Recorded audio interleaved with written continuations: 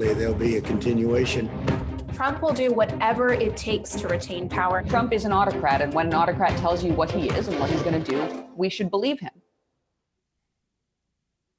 Good afternoon and welcome to The Count, a co-production of Now This and The Appeal. I'm Emily Galvin Almanza. This is my co-host, Alana Sibin. So today is Tuesday, October 13th. We are exactly 3 weeks out from Election Day. And this is a show about that election. But more than it's about the election, it's a show about the arcane ways that a losing Trump campaign could subvert the will of the voters, could set aside your votes, and could try to claim victory in a way that would be a death knell for our democracy. We're going to dedicate a large portion of today's show to Pennsylvania, one of the most important states, a battleground state, a state that could determine the outcome of this election. It's a battleground in every presidential election, but this year, Pennsylvania is more significant perhaps now than ever. Election experts say that Donald Trump likely cannot win without getting Pennsylvania's 20 Electoral College votes. And that's really bad news for Donald Trump right now, because according to recent polling in the past week or so, we have seen that he has been between 5 and 9 points behind. And so that's not insurmountable, but it certainly means that he has a lot of ground to make up and not so much time. And so what he's probably thinking right now is, well, how can I make up that ground? I can cheat. And we've talked a lot about sort of the ways that he can do that. Specifically last week, we talked about some of the findings of Professor Foley from Ohio State Law, who is one of the nation's leading election experts. And he's talked about how Trump can sort of sow this environment of chaos and uncertainty. And by doing that, he can make it so that GOP legislatures can send a fraudulent slate of Trump electors to vote in the Electoral College, where Congress would ultimately decide which candidate gets the 20 Electoral College votes. You know, we've said this before, we will say it again. A scheme like this will not work without serious cover. And what we mean by that is if there is a landslide, very clear outcome in this election, if the polls we're looking at today prove true in terms of the votes that are actually counted on Election Day, it would be very, very hard for the Trump campaign to drum up enough uncertainty over the outcome of the election to pull this off. But the other piece they really need are compliant local elected leaders. They basically need people like the Republican legislature of Pennsylvania to do things like they've been doing recently to set up both chaos during the election and a scheme afterwards to set aside the vote count. So to talk about all of that, to talk about the smokescreen they're going to need, whether it exists yet, what we're looking at, we are thrilled to welcome Brandon Evans, the political director of Real Justice PAC, to talk about what's going on in Pennsylvania, actually from Pennsylvania right now. Brandon previously served as campaign manager for Philadelphia Mayor Jim Kenney. Also ran Philadelphia DA Larry Krasner's first campaign. If you are someone who, like me, follows prosecutor races, you will have heard of Larry Krasner. He is pretty much, I say he, I mean Brandon. Brandon is pretty much a star of Pennsylvania politics, although I guess so is Larry Krasner. So Brandon, thank you so much for gracing us with your presence today to help us wade through this morass. Welcome. Thank you. Thank you for having me. And I think Larry is definitely the star, not me. But anyone who was involved in that is a star with us, and you do. So. Yeah, anyone who's involved in that election, just a huge star in my book. So I guess the first overarching question that I have before we get into sort of the developments of what's going on the ground in Pennsylvania is, when I heard about this potential plan to send fraudulent electors to the Electoral College and how GOP legislators need to be on board for it to work, the first thing I thought was, how? I mean, how could lawmakers get on board with this? How could they keep the support of their voters? How can they sleep at night? How can they wake up in the morning? Can they actually get away with this? And will they? Like, is this something that they can actually do? We know that they, could potentially manipulate the process to do it, but is it something that sort of in terms of public opinion and in terms of having the gall, is this something that they'll actually do? Listen, I think we already know they have the gall. So I think I look, you know, you mentioned that, you know, my work at Real Justice, and, you know, we think just thinking broadly, I would say, you know, just from a progressive standpoint, these are the same people who have the gall not to raise the minimum wage, right? To have the gall to pull what they pull on the environment. And, you know, and voters, you know, voter suppression, you know, whether you're talking about, you know, Florida, whether you're talking about Ohio, or, you know, Pennsylvania has become, you know, part of the course and just one of the tools in, you know, in the ways in which they impact the election, you know, throw gerrymandering in there. So, I mean, this is something that they very much, you know, would do. The only thing that I would add is just like, or affirm is, you know, given the energy that we've seen in the streets in these last, you know, in the last couple of months, you know, in this very tumultuous period in this country, you have so many activists and organizers, you know, who are committed, you know, to impacting this election in the way that things have always pretty much, you know, changed in this country. And that's either people out in the streets in protest or out on the doors, you know, knocking, dragging their neighbors, right? We're seeing record amounts of ballot requests for, you know, vote by mail ballots. So, you know, it's, you know, will they do it? I'm pretty sure they will, but I, you know, also just want to lean into, it just feels like this tremendous amount of activity on the ground with people, you know, who are, you know, who want to, you know, do what we do at every election, which is while we choose candidates, you know, a part of a free and open democracy is being able to go to the polls. And I think you have so many more people now, even more than ever, committed to that. Let me ask you, Brandon, just a really quick follow-up on that. So you mentioned a couple of policies, like they've not been willing to raise the minimum wage. They've not been willing to save the planet for our kids. But I think to some viewers, there could be a really big difference between like enacting what is, you know, disfavorable, but still pretty normal conservative policy with like actually just sort of tearing up our democracy, lighting it on fire and throwing it in the trash can. What makes you think that they're ready to take that step of actually just like appointing Trump electors in contravenance of the will of the voters? Well, let's just go. I mean, I love the way the frame you gave it there with policy. Let's just use the African American community historically, right? You know, suppression and the rights of African Americans to vote has always kind of been on the agenda. You know, you know, so like while people may, I think while some communities may find this to be a new threshold, I think for many in the Black community, this is part of the course. You see it in the criminal justice system that is overly penal, that is, you know, that is literally deadly when it comes to African Americans. So I think like I understand the question, and like I know some people go, well, wow, man, this could be a huge blow to the democracy. But I think we also have to understand almost the duality of the different democracies that many of us exist in. You know, so to me that I don't think if you were to talk to some folks in this country, it's like, yeah, sure they would. I don't, you know, I know that may be, you know, sobering, you know, to this moment clearly to, you know, to many folks, you know, the autocratic behavior, you know, the skirting or literally the rolling over the, you know, the institutions at every turn. But I would just remind us that we have some historical context here. That's really helpful. That living in different democracies as an idea is something we were talking about in terms of the sort of information gap, but just in terms of the race gap, I think it's a really important point. Okay, so now I'm going to ask you about something complicated and wonky, and I'm going to make you explain it because I can't explain it. Oh, wow. Yeah, get ready. So last week, House Republicans in Pennsylvania were forced to drop plans to fast track this 11th hour effort to set up a GOP majority election panel that would have had subpoena power, which had sparked accusations that it was an effort to steal the election. Mm-hmm. Can you tell us a little bit more about like what that plan entailed and why it got shot down?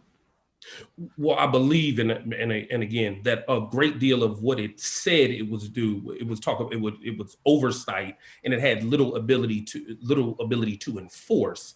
But I do believe, if I'm correct, that there were conflicting opinions, you know, from lawyers and other legal scholars about what it could actually do, and that it could actually have, through the creation of that panel, actually have an impact on the outcome of an election.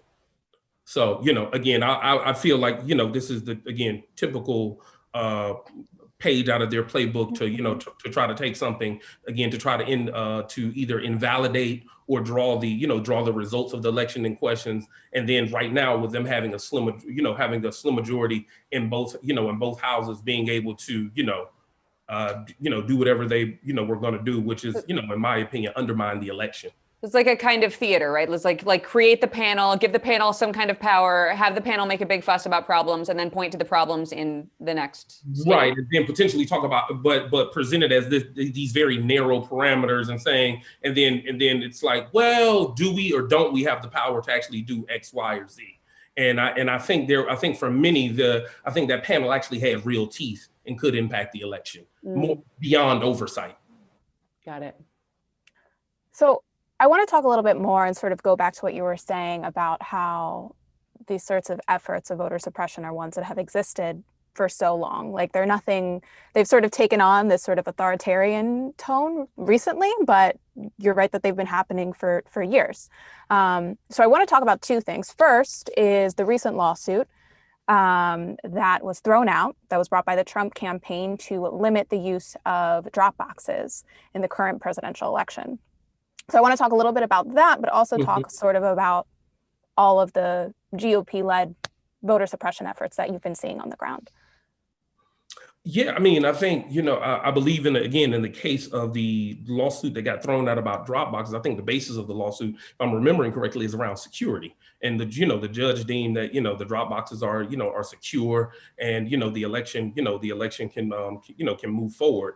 I don't, there was also, I believe the Pennsylvania Supreme Court allowed for ballots that were postmarked on or before the 3rd to be received 3 days, after. And so again, you see wherever there's an effort to expand the democracy, make it easier for people to participate, make it easier for people to vote, there's always some kind of mass, effort to either undermine the election through fraud, or through these security concerns that just, that literally just don't exist. I can't say that, beyond the things that we're discussing, whether it be the panels or these, some of these and there's a bunch of them around the country, some of these frivolous lawsuits. I think those are the things that we're seeing now, right? These lawsuits around, when ballots can be received, and, even things like, drop boxes, again, things that make the election more accessible to more, to more communities and more people. So I think it's been in these in these lawsuits, but I think, from for certain voters, I just think from an optic standpoint, whether they win or not, they serve to do, what the president has continued to talk about, he not being sure of the results, not being sure, even though he's going to vote by mail, but not being, sure, of the postal service and voting, and voting by mail, whether it's panels or bills or lawsuits that end up being frivolous, I think the thing that we want to go back to here is the appearance of impropriety, right? Can be just as damning for those who are already, it affirms a particular narrative. So as you mentioned, and as we've sort of delved into, this playbook is an old playbook, the playbook of making democracy smaller and deciding that it includes fewer people and that more people should be silenced. But this year, at least to me, and I might be wrong, this year feels really, really blatant. It's sort of, the theme of 2020 to me is saying the quiet part out loud. I mean, it's just like, even in this vein, it feels like really shocking and blatant things are happening. I'm wondering if you could tell our viewers who may not know, what's actually happening on the ground in Pennsylvania, or may not be familiar, what are some of the most shocking things that are new and different that you are seeing about voter suppression this year?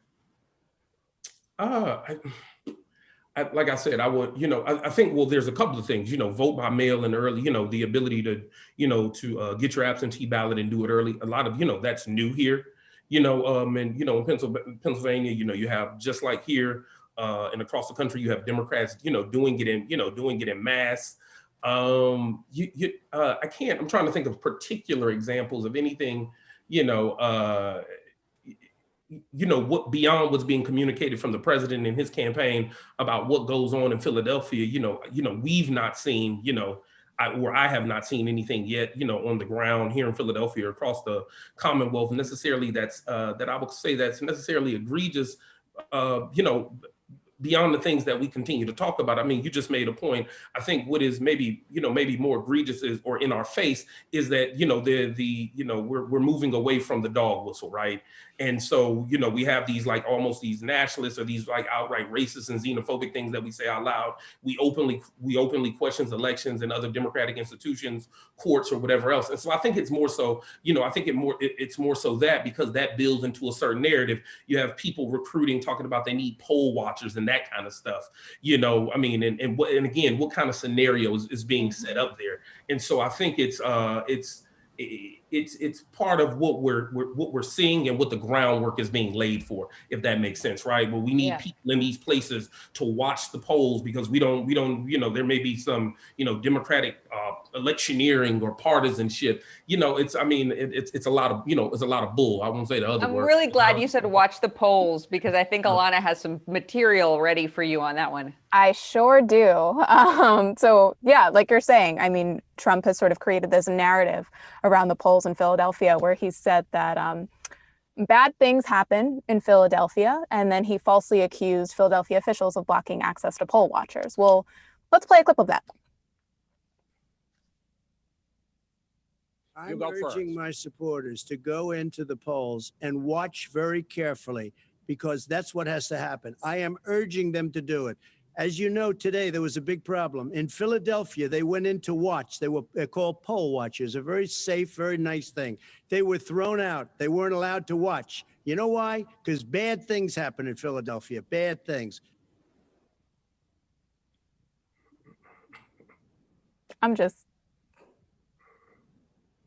Well, so I guess my first question is sort of what are you actually seeing at the polls in Philadelphia? And also, how is Trump's sort of rhetoric around Philadelphia and around this election going to affect what happens between now and Election Day?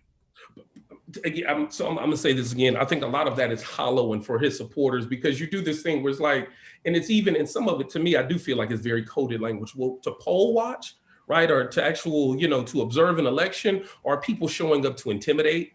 You know, and or, you know, again, for conspiracy theories and spin and to further promote these things on social media. Like, I don't know, you know, I think what he and his supporters are adept at is calling something one thing and then, you know, and suggesting that there's something going on there. You know, there's bad things, you know, happen in Philadelphia. But, you know, again, what is that code for? I mean, it's a minority majority city.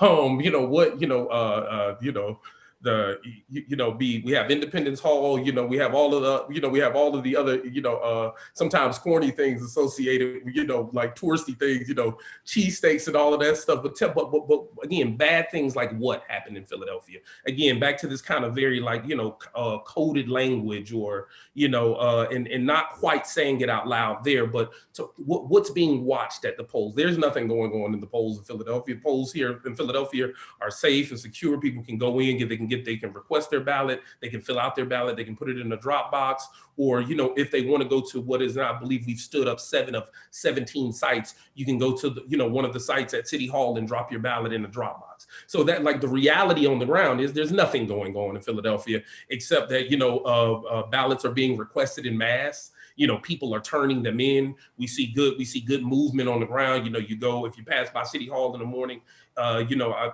you see a little bit of a line, right? Because, you know, there's a steady stream of people going to turn in their ballots. So reality on the ground, and then, you know, nonsense from the debate or nonsense off social media and in the news cycle, again, to affirm a narrative for, you know, for those who are trying to undermine an election that something is going on, you know, that, that bad things are happening. And, you know, I just think that is always going to be the two parallels, you know, the narrative that is being reinforced to supporters versus what is actually going on the ground.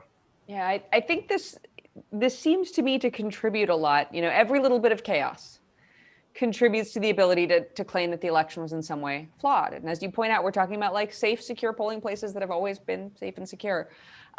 Now, you mentioned just a second ago people dropping off their ballots, and I really want to talk about the mail-in ballot thing because we on this show have talked about the blue shift, the idea that many more Democrats may vote by mail, many more Republicans may vote in person, and that could create an illusion of a Trump lead on election night when in fact the mail-in ballots that are counted over the next few days reveal in fact a heavy Biden lead.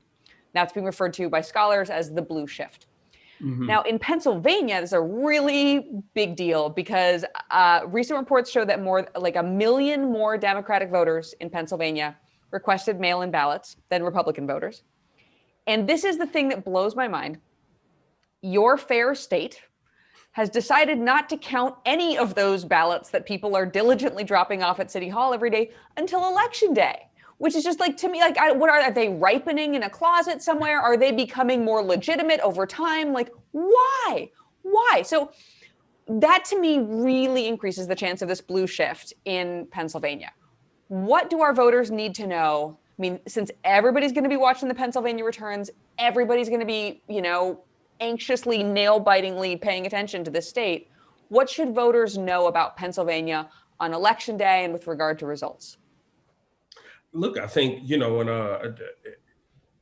many experts is being written. People are talking about it, given that those ballots are being counted, right? There may be some time after where if you made to, declare who actually was the victor in, Pennsylvania, that may be the reality here as well as in, in other states. There's also, there's also still the real possibility that, if turnout, if you have the kind of turnout we're seeing across the country, while we may still be counting ballots, but we're still able to declare a victor. So I think there's a couple of different, scenarios. I don't think this one falls that far, outside of what we have known, right? And what we kind of got to model a little bit during the primary voting period, where we know, we were still streamlining the system, where it just took some time, to count the ballots. But, since then we've enhanced our, voting systems, right? Being able to do the sorting, having the staff to actually, the infrastructure that you actually need to execute this kind of election. So I think the voters should be, voters should be encouraged, by the results that come out,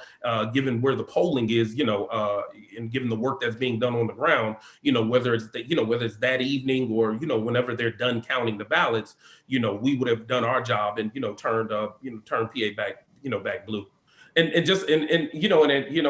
also an aside, I just wanted to kind of go back to the point we were making before, just about the stuff around the poll watchers. I just find it interesting that how far outside of reality some of this stuff is. Like Philadelphia performs Democrat. I mean, we have like a registration of Democrats to Republicans that's something like 7 or 8 to 1. So the notion that there will be some kind of that there is something going on that would that will go against the reality on the ground. I just also wanted to point that out, just using Philadelphia specifically, that not only is blue, but is like deep, damn near navy blue when it comes. So it sounds like you are so ready for your state's election infrastructure to just like crush it, that I will be seeing you on CNN election night saying like, there is no way there's anything wrong with this election. This navy blue city remains navy blue and every vote must be counted. Absolutely. Listen, I think if you talk to our folks in the Senate and in our, in the state Senate and in the state House, I believe in the House we're 9 seats away. We're 4 away in the, we're 4 away in the state Senate. Again, just the work that, the work that's being done, not only by again, activists and organizers, but the money that's being raised, to challenge, to pick up these seats. And so while you have you have this, you have the presidential on top, you also have some of these down ballot races that are getting a lot of attention and that are really, that have become a focal point for Democrats here in Pennsylvania. So I would also just mention that too. Like it's the presidential, it gets a lot of attention, what Trump said and, Biden in the polls, but it's a lot of it's that stuff down ballot too, that I believe is going to make an impact. Absolutely. Absolutely. Well, Brandon, thank you so much for joining us and for being the first person to ever come on this show and say something encouraging and perhaps with a grain of hope. So we really hope that everything goes as smoothly as possible for you in your state over the next 3 weeks and beyond. Best of luck. Absolutely. Absolutely. Keep up the good fight, guys. Thank you. Thank you. Oh, man. I'm so unaccustomed to positive messages. I have to go back though, Alana, to this thing that Brendan said. We were talking about the poll watchers, right? And the degree to which it's just farcical, right? These are like, practiced, safe polling places that have, great infrastructure, great processes, have been doing this way, without fraud problems for decades. And I was just trying to imagine, if I like little white lady that I am had to go in and vote with a person like intimidatingly just standing there present, staring at me like a visible Trump campaign person, providing this sort of quiet, threatful presence, I would be a little bit intimidated. And I can't imagine how it would feel to be a Black or brown voter in a, majority minority city walking past MAGA hat wearing poll watchers. I mean, it sounds to me like their very presence, even the most mild imagining of that presence, sounds like it could have an impact on whether people decide to walk into that polling place or just keep walking. Right. And what's even more so is that Trump is encouraging the presence of these folks, right? Like, I mean, I don't know if anyone here has gone to the Trump website and seen sort of his videos for recruiting his army of voters. It's, sort of army of poll watchers. There are these videos where you have like Captain America music in the background, just talking about how these are the folks who are coming to save us from fraudulent voters. And you think about the impact that's going to have. It's major, just like you're saying. I mean, I can imagine so many folks who, maybe just got their citizenship and just were able to be legal voters, and sort of the fear that will instill in folks when coming to vote. And then again, to that, if we're talking about the GOP legislature, they're completely willing to go along with all of this race baiting and to go ahead and take Trump's overall look at this fraudulent voting happening, look at all of these things that are making it impossible for us to trust the results, and to then say, okay, we're going to send our fraudulent electors based on this theory that makes no sense of fraud. And we know that our voters are going to be okay with it, and we're going to be able to deal with it because we've been doing all of these sorts of fraudulent voter suppression things over the years. Yeah, I think it's really interesting that Brandon was so positive and so optimistic about the capacity of his state to count these votes. It's like a Santa Claus thing, right? In a night. And yet even he, when asked if the legislature would be willing to go so far as to discount the will of the people and appoint, alternate electors based on alternate facts, he didn't even hesitate. That was really striking to me, that he was just like, oh yeah, they would totally do that. I mean, it was very, very interesting as a reaction. Okay, so we're gonna move on to our next topic.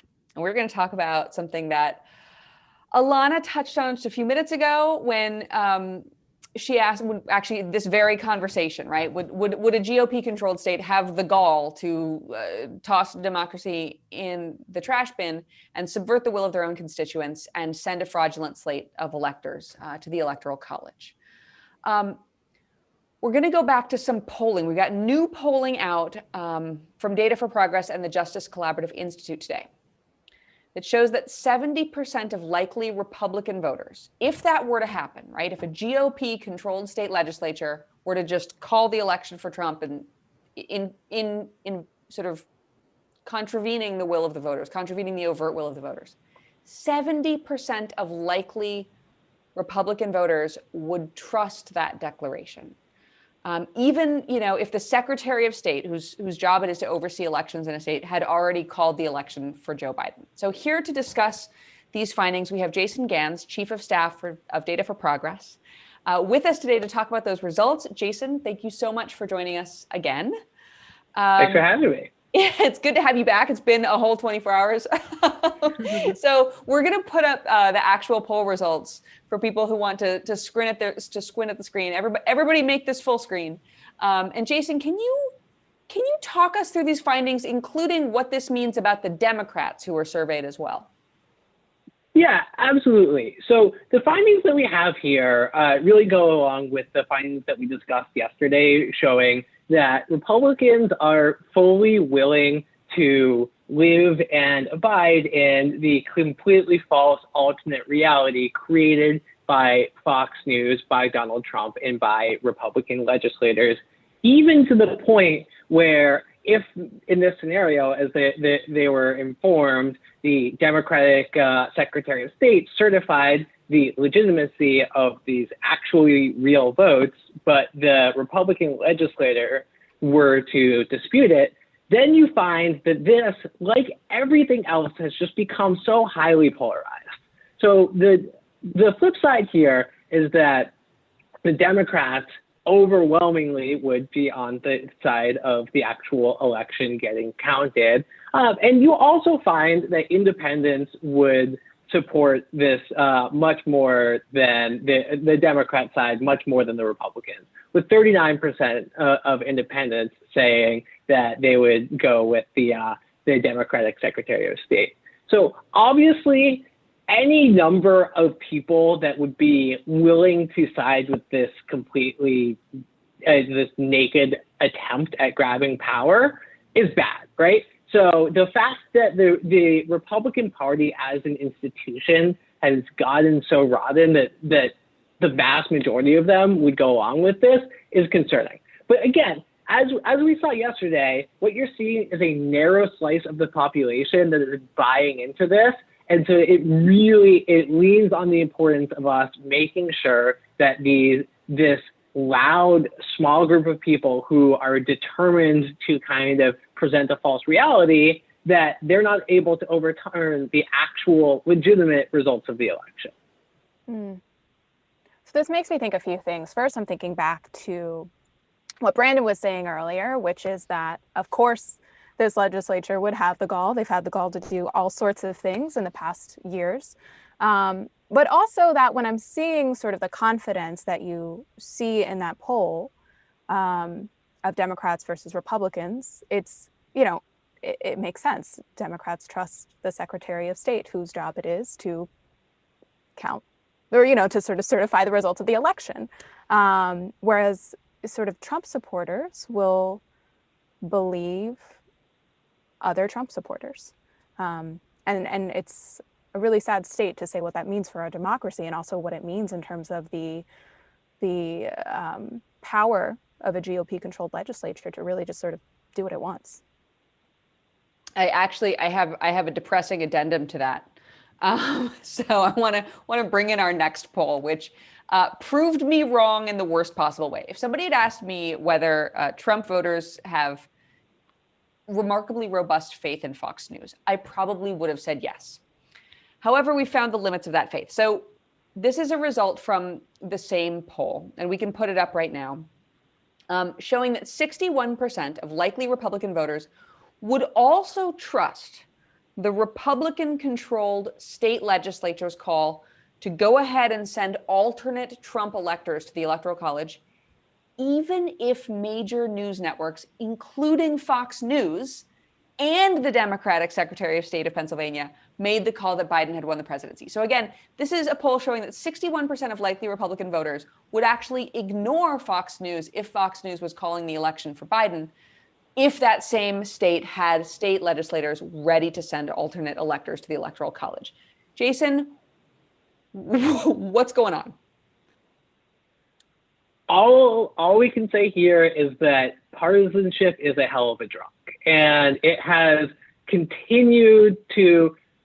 We've seen the intense ratcheting up of partisanship, and we've gotten to the point where the rank and file Republicans, if you're still with Trump at this point, after everything he's done, then where's the off ramp? Where's the limit? He said it himself from day one. And so the concerning thing is that these people are continuously willing to move further and further into the fringe. You see it at the edges with the rise of QAnon throughout the Republican Party, with however many candidates for Congress, Republican candidates of Congress, explicitly stating their support for the QAnon conspiracy. Any attempts to pull back to reality have been met with not, oh, this is a trusted source, so I will go with this, but this no longer becomes a trusted source. As long as you have Donald Trump on the air, as long as you have the far right commentators spewing their bile, then there are going to be finding an audience, and it's incumbent on us then to make sure that this small group of people are not allowed to have the influence and have the outcome that they want. Yeah. No, that's actually something I was thinking a lot about, because the information schism you're talking about, right? Like, a lot of us sort of see it as MSNBC versus Fox News, or like CNN versus Fox News, and like America divorced, and the Democrats got the major news networks, and Republicans got fake, I almost said fake, Fox News in the in the divorce, which is sad, and I wish we weren't divorced. But what's striking to me about this, and actually about the quote that we played earlier from the debate, where Donald Trump made up a completely impossible scene involving poll workers in Pennsylvania, where, by the way, the polls were not open and there were no Republican poll workers in Pennsylvania at that time. What this made me think about is, it's not about CNN versus Fox News. At this point, we've got a whole slate of voters who have lost any faith in any news network whatsoever. And as Professor Douglas talked about yesterday, they're entirely dependent on Donald Trump to give them information, which to me is astonishing. I mean, I'm just trying to imagine what it would feel like to be living in a world where the only person I trusted was Donald Trump. And it's a really weird world, but that brings us back to this result from yesterday, where we saw that 77% of these voters would trust President Trump if he called the election in his own favor. They would trust the tweet and not need to hear from others. That it's just really striking to me. Yeah, and I think part of what it shows us is there's this hierarchy of information certainty. So, right, you have this idea that it's sort of, to Trump voters, it might be MSNBC at the bottom, then maybe CNN. We're at the bottom, Alana. We're sorry. We're not even on the chart. Let's be real. We're not even there. Because we're telling truth. And then you sort of have Fox News, but only if Trump agrees. Only if it's a conduit of Trump. And that's really scary. And it sort of plays right back into this sort of autocrat mentality that Donald Trump has, and this environment that he's created where his truth is the only truth, and where he's sort of dominated what is truth in the media, to the point where, if he tries to steal this election, people could go along with it. Yeah. So, Jason, we've now gone far afield. Tell us what other takeaways you have on these polls, today's poll and yesterday's poll. Feel free to talk about both. Do you have any grain of hope for us in what we are seeing in these numbers? I think the hope comes back to what we went back to yesterday, which is that Donald Trump is trying to make the election close enough that he can steal it. And we are trying to make sure that it is a historic blowout, the likes of which we haven't seen in decades, so much so that he can't deny it. That is not a sure thing.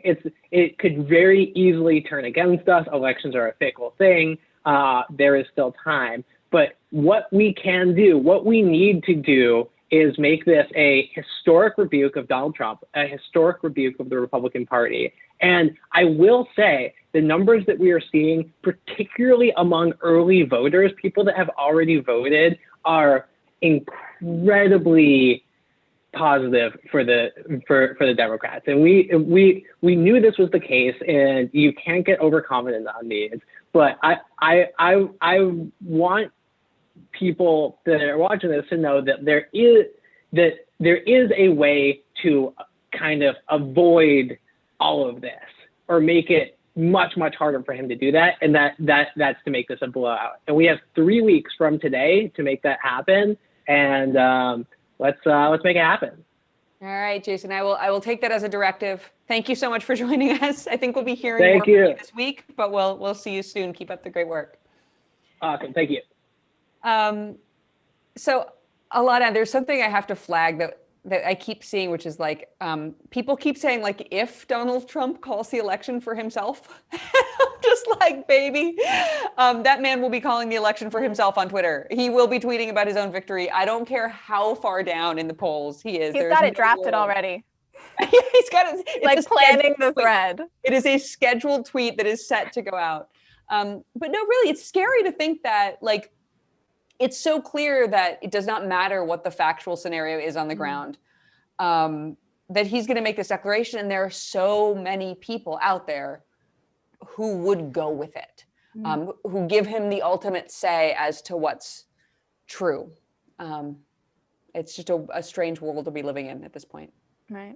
Strange, scary, alternate, well, not really alternate universe, because it's the world we're living in now. And well, that brings us to our next segment where we'll talk about some of the things that are happening in other areas of the country. We've been talking a lot about Pennsylvania today. And as important as it is for the 2020 election, it's clearly not the only state we need to be keeping an eye on. We've got a few stories that have come out in the past few days and that have really caught our eye. And the first one, Emily, you sent me this, and it was, I'm just going to let you talk about it because I just can't. I can't wait to talk about this. Are we talking about Orange County, California? Is that what's happening? Oh my goodness. Okay. So this story blew my mind when I saw it, continues to blow my mind even as I'm speaking about it now. Okay. Late last week, there was a tweet. There is always a tweet. There was a tweet that surfaced showing a California state GOP field director returning his mail-in ballot to a ballot box marked official ballot drop-off box. Can we see the tweet? Do we have the tweet? There it is. He's wearing a mask. He looks super responsible. He's at the drop-off box. It's very nice.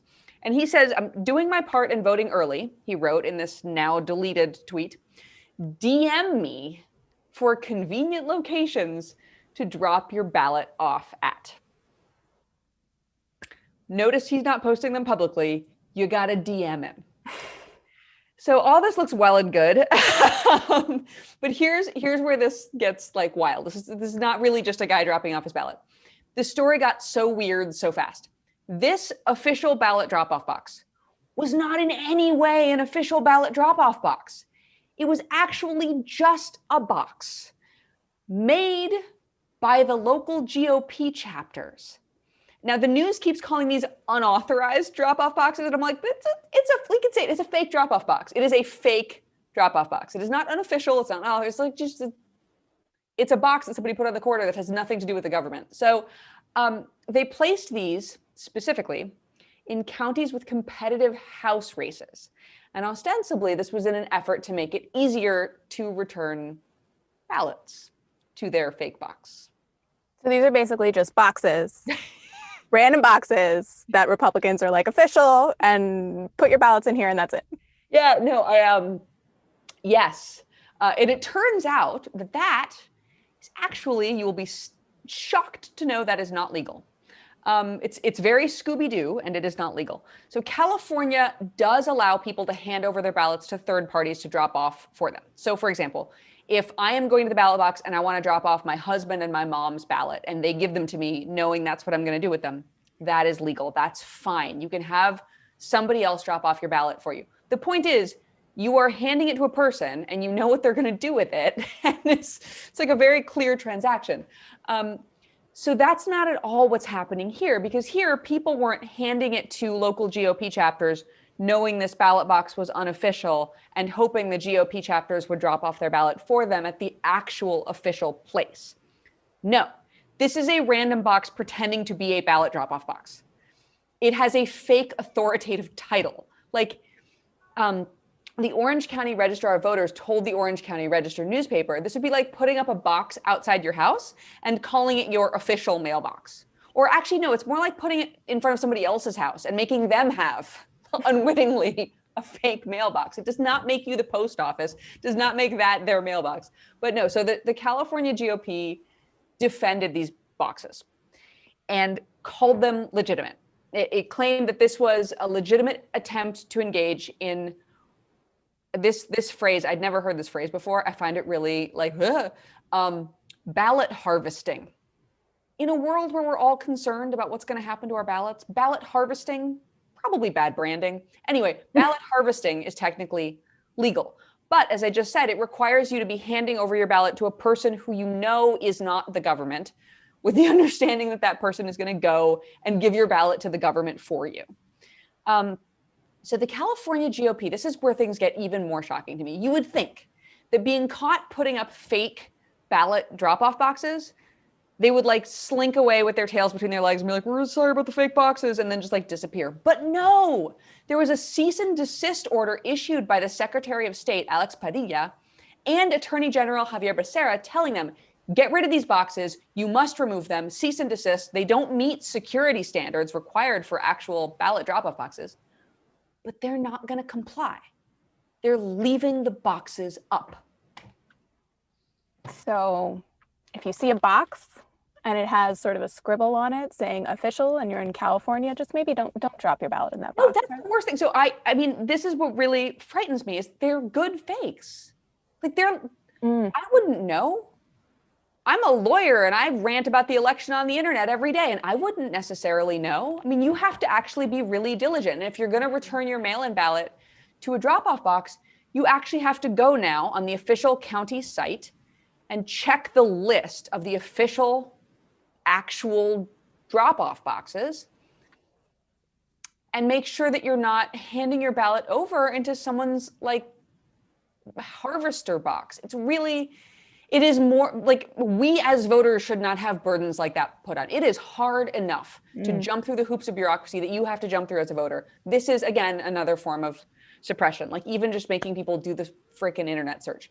But and it's also sort of like, I'll let you talk about this a little bit more, but like it seems that when we're looking at this in context with what just happened in Pennsylvania, which one is it, right? Do you want too many of these? Or Texas, right? So in Texas, you've got Republican Governor Greg Abbott being like, nope, sorry, Harris County with your 4.7 million people. You get one ballot drop-off box because it is so hard to make these proper and secure that we can't have just ballot boxes willy-nilly all over the place. You can only have one per county, which of course is a massive issue because it's going to be incredibly hard for 4.7 million people to put their ballots into one box.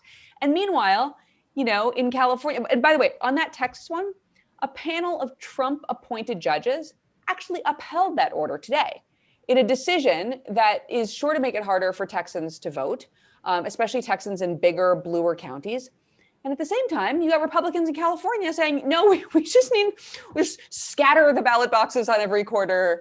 Let's make a decentralized, unregulated, ad hoc, maybe made in my garage system of ballot boxes. There is no middle ground. Like these two positions have no common ground. Except that together they cause chaos. That's the common ground. Chaos is the common theme. Okay, so speaking of chaos, and now having done all of my ranting, got it out of my system about California's unofficial ballot boxes, our next headline takes us to Georgia. If you are on Twitter, you may have already seen this, but we were blown away yesterday by these videos of like thousands of voters waiting in unbelievably long lines that sometimes snaked around for what felt like miles, trying to get into the polling place to vote. Now this did a supercut of some of these that we will pull up now. And Alana, while the video plays, can you tell us what we're seeing here? Yeah, so if you look at this video, what we're seeing is voter suppression in action. You're going to see this reporter drives over a minute and they'll see lines just sort of wrapped around the corner. And reports of this polling site in Georgia show that there were people, a lot of people waiting 5+ hours, and to the extreme, people waiting for 12 hours to be able to vote. And, let's be clear, we're in a pandemic and this was a federal holiday. So this was yesterday. So this is a high voter turnout day, but we also, given the history of Georgia in particular and voter suppression in Georgia, we have to think that, and we can cut this video too, we have to think that Georgia legislators are looking at that video and thinking that everything's going to plan, that this is exactly what they want to see, which is fewer people turning out to vote. Because we can imagine that there are so many people who come up to that voter site and say, that long line, I don't have time, forget it. And what I mean when I talk about the history of Georgia, let's go into that a little bit. 2018 election between Brian Kemp and Stacey Abrams, former Secretary of State. Now, remember, we've learned that the Secretary of State is the one who certifies election results and oversees a lot of that. So let's keep that in mind, versus Stacey Abrams for governor. And in that race, there were all sorts of aggressive tactics aimed at voter suppression. by Brian Kemp.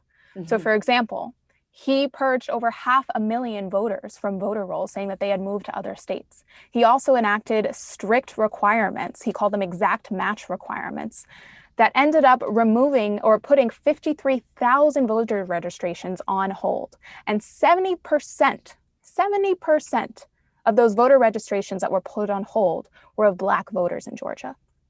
And of particular relevance here, with Kemp as Secretary of State, county election officials closed more than 200 voting locations across the state, with Kemp's office reportedly advising local election officials on how to close those offices. And what results from that? Long lines like this. So what we've seen in Georgia is a long history of preventing people from voting, and particularly preventing Black voters from voting. Yeah. It seems pretty clear that Kemp and Republicans have no interest in encouraging people to vote, because this is the perspective we've been talking about, right? Which is this idea on the GOP side that, like, it is problematic when too many people are partaking in democracy. And that success means reducing the number of people who are allowed to play, especially people of color, as you point out.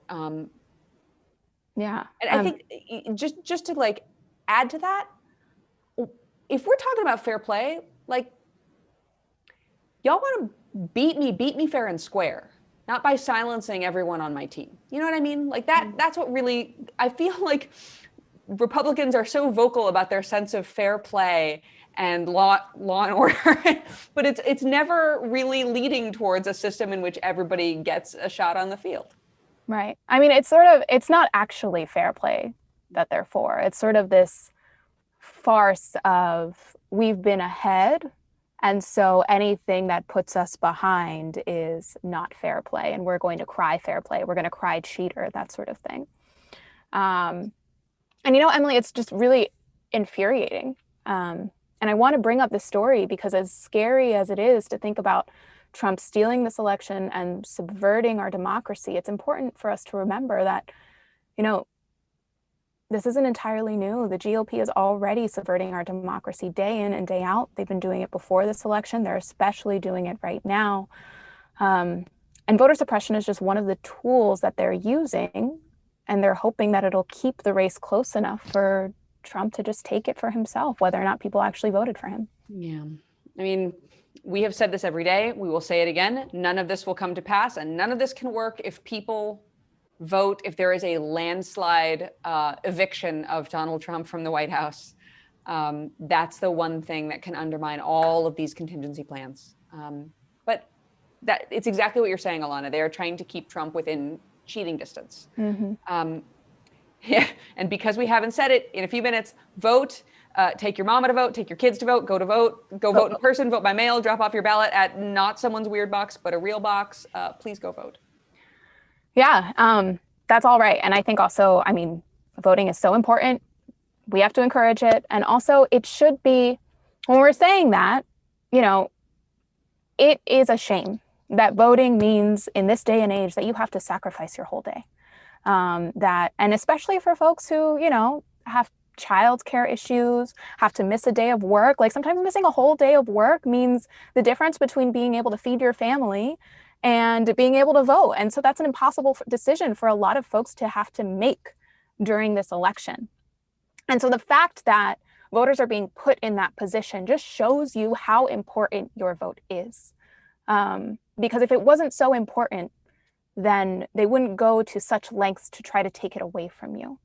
And so that being said, I do want to point to sort of a positive note that came out of that clip and sort of the media that came out around it. There was a reporter on 11 Alive News in Georgia who spoke with one voter who said that he had been waiting in 5 hours to vote in Cobb County. And he told the reporter that it doesn't matter how long it takes. We're voting like our life depends on it. And the truth is, it does right now. And we wouldn't have these sort of barriers to voting again if it weren't for the policies that have been pushed by the GOP that's trying to deliver Trump a second term by any means necessary, by outright cheating. So all of that says that Georgia voter, he is right. Our lives depend on it. Yeah, it's funny because you're seeing so many of these, like, you look at the line, people are like, oh, it's so beautiful, it's democracy in action, like people are willing to wait 12 hours to be. It's just like that's not a victory. Like, I admire people who are willing to go through that, who are not willing to be beaten and silenced, or willing to go to extreme measures to be heard. I admire those individual humans enormously. But what we are seeing is a systemic form of voter suppression, not to be celebrated. It is not democracy in action. The long lines are not exciting. No. Well, so we've we've heard a lot today. We heard from Brandon Evans about Republican election shenanigans in Pennsylvania, but also a lot of hope about the Pennsylvania infrastructure available to count ballots, and not a lot of belief in the GOP legislature not to try to undermine that count. Yeah, we've heard Alana. What else have we heard today as we wrap up? Yeah, we've seen that Republican lawmakers, just sort of like you're saying, there's not a lot of reason to have faith in them in GOP-controlled legislatures, because they're clearly willing to enable Trump's most authoritarian tendencies. And given the polling that we've heard from Jason at Data for Progress today, we should be very scared about that, because a lot of folks will believe them. And so this is sort of this really scary control that Donald Trump has over his supporters and Republican voters right now, including their very reality. Yeah, the very fact that there are people who are depending exclusively on Donald Trump for their sense of what is and is not true in the world is really good evidence that our country has just blown through a whole lot of guardrails, and that we are in a very cynical world that is right now on the brink of toppling entirely off the cliff and becoming something we no longer want to live in or believe in. So that was our show. We covered California fake ballot boxes. We covered voter suppression in Georgia. Tomorrow, we're really excited.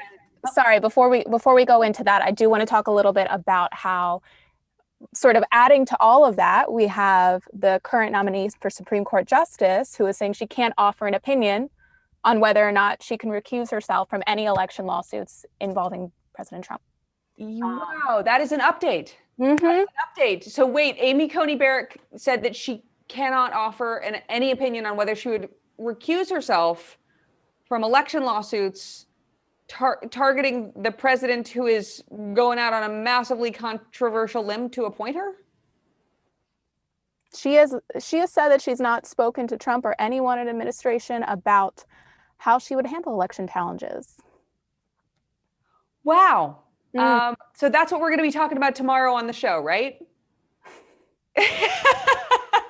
Tomorrow we're going to have Jay Willis joining us to talk about all of this and more. I love it when I get surprised by Alana at the end of the show. I'm like, wait. You're welcome. I am the viewer. I am also horrified by what's happening around us and want to know more. So I hope that you will join us back here, same time, same place, tomorrow, 4:00 Eastern, to talk about all of this. This has been another episode of The Count. I'm Emily Galvin Almanza. This is Alana Sivan, and we will see